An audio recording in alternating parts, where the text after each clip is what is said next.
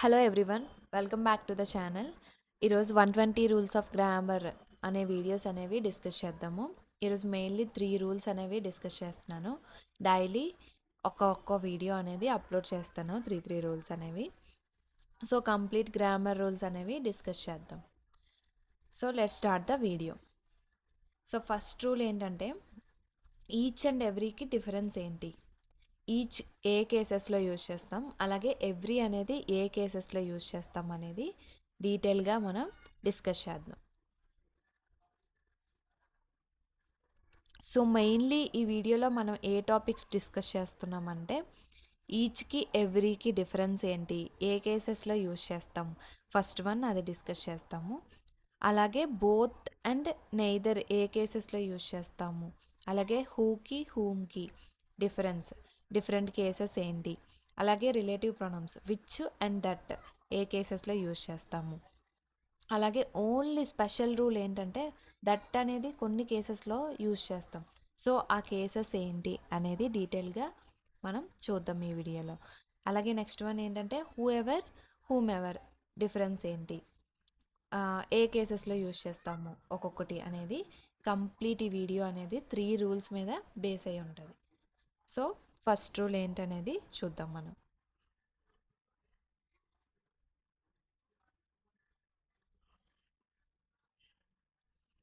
So first ఏంటంటే, each every first rule మనకు అది. సో ఈచ్ అంటే ఏంటంటే, ఈచ్ ఎవ్రీ కూడా సింగులర్ వెర్బ్స్నే ఫాలో అవుతూ ఉంటాయి. సో సింగులర్ వెర్బ్ అంటే మీకు ఆల్రెడీ ఐడియా ఉండే ఉంటుంది, ఓకేనా. సో సింగులర్ వెర్బ్స్ అనేది కేసెస్లోని ఈచ్ ఎవ్రీ రెండు కూడా సింగులర్ వెర్బ్స్నే ఫాలో అవుతాయి.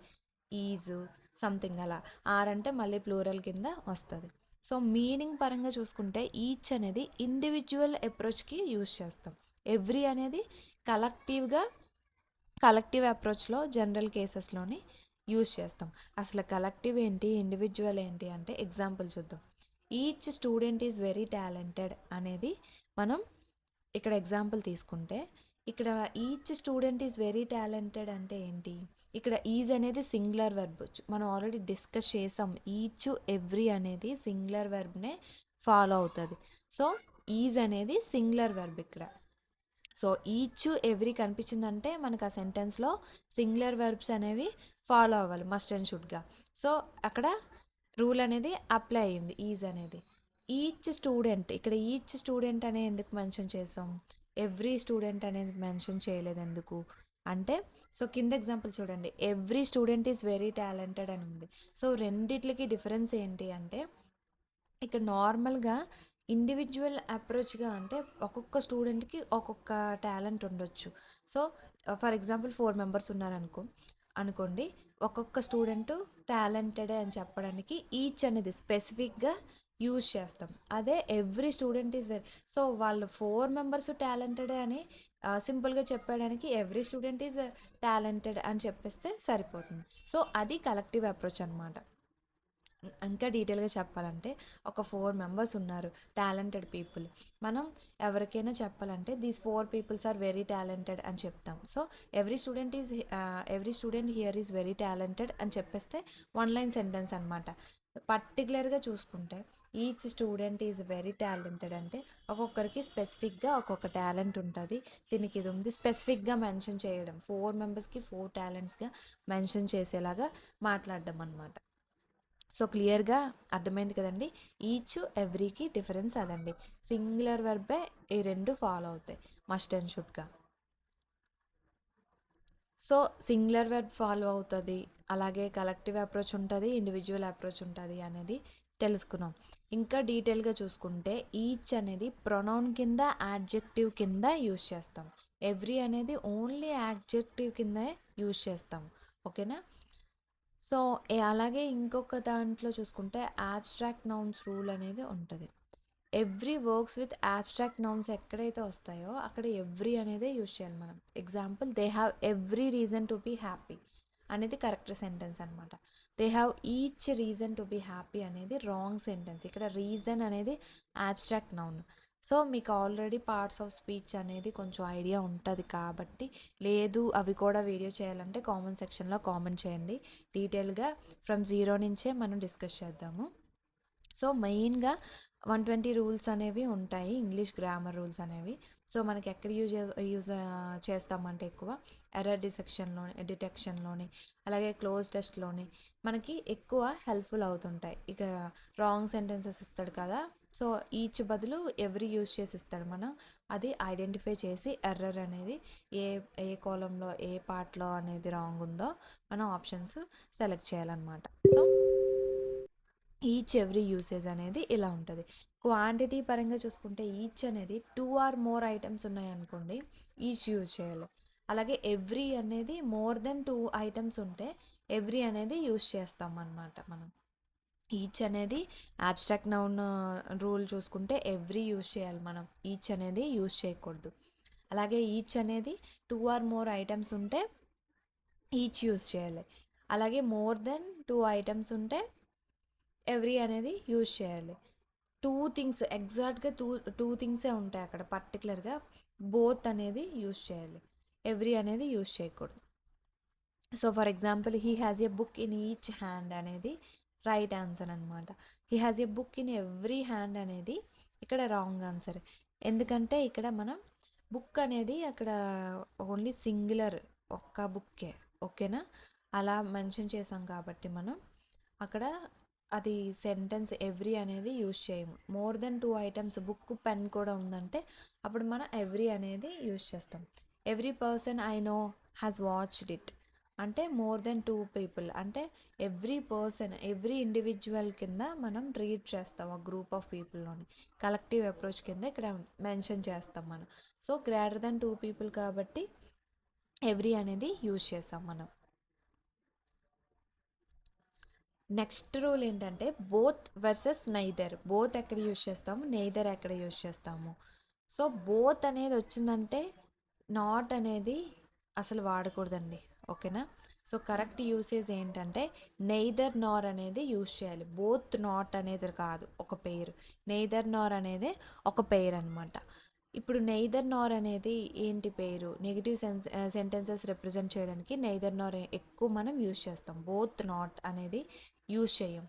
So neither is used before singular countable nouns. Singular countable nouns ముందే నెయిదర్ యూజ్ చేయాలి. సో ఎగ్జాంపుల్ చూస్తే మీకు అర్థమవుతుంది, ఒక క్లారిటీ వస్తుంది. ఇక్కడ ఇన్కరెక్ట్ సెంటెన్స్ ఏంటంటే బోత్ నాట్ అనేది మనం యూజ్ చెయ్యం అని మెన్షన్ చేసాం. So both Ram and Shyam are not going to visit this place అనేది కరెక్ట్ కాదు. సో నెయిదర్ రామ్ నార్ శ్యామ్ అనేది యూజ్ చేయాలి. సో మనం నేదర్ అనేది ఎక్కడ యూజ్ చేయాలి, సింగులర్ కౌంటబుల్ నౌన్స్ ముందు యూజ్ చేయాలి. సో రామ్ అనేది సింగులర్ కౌంటబుల్ నౌన్ కాబట్టి నేదర్ యూజ్ చేసాం. సో రాము లేదు శ్యాము లేదు, ఇద్దరు వెళ్ళట్లేదు ఆ ప్లేస్కి అనేది దాని మీనింగ్ అనమాట. సో నెక్స్ట్ చూసుకుంటే this is a war which neither side can win. ఎవ్వరూ ఈ వార్ని విన్ చేయలేదు అని డిస్క్రైబ్ చేయడానికి. సో అలాంటి కండిషన్స్లో నెయిదర్ నార్ అనేది నెయిదర్ అనేది యూజ్ చేస్తాం. బోత్ వచ్చిందంటే అండ్ రావాలి, నాట్ అనేది రాకూడదు. నెయిదర్ నార్ ఒక పేరు, బోత్ అండ్ అనేది ఒక పేరు.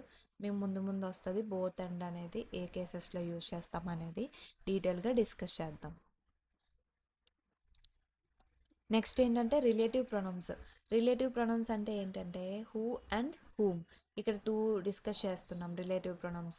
హూ ఎక్కడ యూజ్ చేస్తాం, హూమ్ ఎక్కడ యూజ్ చేస్తాం అనేది రూల్స్ చూసుకుంటే ఇవి ఎక్కడ యూజ్ చేస్తామంటే used for people and named domestic animals. పర్టికులర్గా మనం ఒక డాగ్ని పెంచుకున్నామంటే దాన్ని ఒక నేమ్ అనేది మనం పెడతాం. సో అలా ఉంటుంది కాబట్టి అలాగే పర్టికులర్గా పీపుల్కి యూజ్ చేస్తాం. సో అలాంటి కేసెస్లోని మనం యూజ్ చేస్తాం. Who functions as a subject while whom functions as an object. Who అనేది సబ్జెక్ట్ కింద మనకి అప్లై చేస్తాం, అలాగే హూమ్ అనేది ఆబ్జెక్ట్ కేసెస్లోనే యూజ్ చేస్తాం. సో ఎగ్జాంపుల్ చూస్తే మీకు క్లారిటీ వస్తుంది. So the people who boarded the plane are in a rock band. The people, ఇక్కడ ద పీపుల్ అనేది యూజ్ చేస్తాం మనం. హూ బోర్డెడ్ ద ప్లేన్, ఎవరైతే ప్లేన్ నుంచి బోర్డింగ్ అనేది చేశారో సో ఆ కేసెస్లో యూజ్ చేస్తాం, అంటే సబ్జెక్ట్ కింద యూజ్ చేసాం. హూ అనేది సబ్జెక్ట్. సో సబ్జెక్టివ్ కేస్లో యూజ్ చేసాం ఇక్కడ. The witnesses whom I interviewed gave conflicting evidence. So the witnesses అంటే ఎవరైతే విట్నెసెస్ ఉన్నారో అంటే పీపుల్, ఇక్కడ ఆబ్జెక్టివ్ కేసులోనే యూజ్ చేసినట్టు. హూమ్ ఎవరిని మనం ఇంటర్వ్యూ చేసాము, ఇక్కడ పీపుల్ని కాదు, వాళ్ళ క్వశ్చన్స్ మన ఆన్సర్స్ని డిస్కస్ చేసినట్టు ఇక్కడ. సో ఆబ్జెక్టివ్ కేసులో సబ్జెక్ట్, ఆబ్జెక్ట్, వెర్బ్ ఇవి బేసిక్ థింగ్స్ మీకు ఆల్రెడీ కొంచెం ఐడియా ఉంటుంది. సో అవి కూడా మనం డిస్కస్ చేయాలంటే కామెంట్ సెక్షన్లో కామెంట్ చేయండి. సో కంప్లీట్ గ్రామర్ అనేది డిస్కస్ చేద్దాం బేసిక్స్ నుంచి. అలాగే థర్డ్ ఎగ్జాంపుల్ చూసుకుంటే our dog Rocky who was sleeping on the rug was carried. So ఇక్కడ మనం డాగ్ అనేది ఆబ్జెక్టే. ఆబ్జెక్టివ్ కేసు పక్కన పెడితే మనం డొమెస్టిక్ యానిమల్ అంటే మనం పెంచుకునే కుక్క అనమాట. సో దానికి ఒక నేమ్ ఇచ్చాం, అందువల్ల హూ రిప్రజెంట్ చేస్తాం అనమాట. సో ఇలాంటి కేసెస్లో హూమ్ అనేది మనం యూసేజ్ చేస్తాం. ఇవన్నీ మనకి అలవాటు అవ్వాలంటే ప్రాక్టీస్ చేయాలి. సో ప్రాక్టీస్ ఎగ్జాంపుల్స్ అనేవి మనం ప్రాక్టీస్ చేస్తూ ఉంటే మెల్లమెల్లగా అర్థమవుతూ ఉంటుంది. రిలేటివ్ ప్రొనౌన్స్ ఏంటంటే విచ్ అండ్ దట్ అనేది ఏ కేసెస్లో యూజ్ చేస్తాం. విచ్ అనేది used for animals in general and non living things. Whom కూడా యానిమల్స్కి, పీపుల్కే యూజ్ చేస్తాము.